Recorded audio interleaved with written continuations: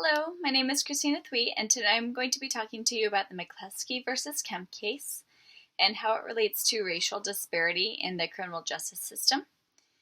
And Mccleskey was a black man who robbed a furniture store, and in doing so, he killed Frank Schlatt, and he was a white police officer who was on duty at the crime scene at that time.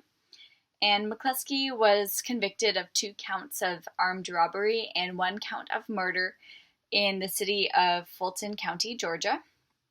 And he was sentenced to death.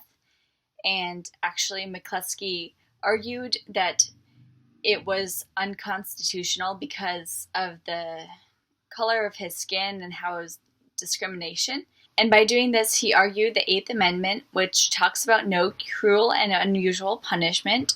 And he also denied the 14th Amendment, which talks about equal protection of the law.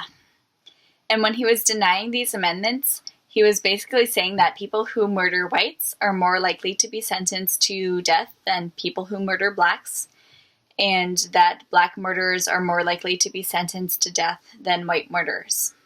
And to support his claims, 2 professors led by Davis Baldus aimed to research if there was really a disparity in sentencing based on race, and this was called the Baldus study. And so the Baldus study actually found that the death penalty was imposed more on blacks killing whites, and in fact they were actually 4.3 times more likely to be imposed for the death penalty. And this Baldus study indicates that black defendants, such as Mccleskey, who kill white victims, have the greatest likelihood of receiving the death penalty.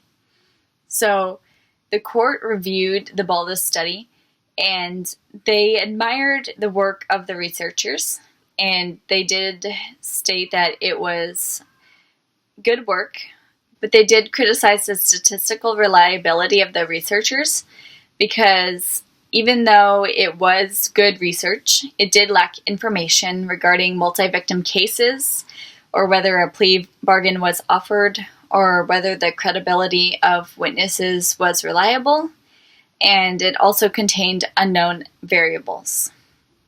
So even with the study's findings, the court still held to their decision that the death penalty was not sought based on race of the defendant or the victim.